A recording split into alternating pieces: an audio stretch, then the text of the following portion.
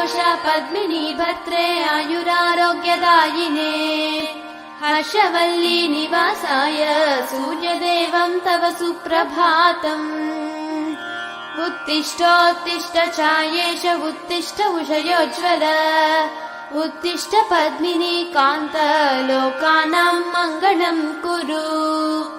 मातः समस्त जगतां मधुकैटभारेः सव्येतराक्षी परितोषिणि पद्मनीड्ये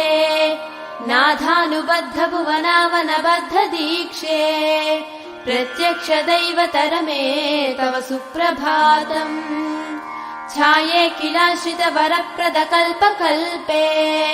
विस्वाप्तधाम निलयामल दिव्यभासे आयाहि शीघ्रमघनासिनि संश्रितानाम् श्रीसूर्यदैवतरमे तव सुप्रभातम् प्रेम्णा वरलपति पुरस्कृतिमस्नुवाने नवमाब्जराग सहजन्म मनोज्ञकान्त्या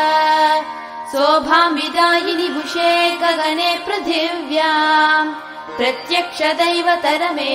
तव सुप्रभातम् कृष्णाग्रजेन जगति परिरक्षणार्थम् संस्थापितोऽत्र दिविषद्गणसेव्यते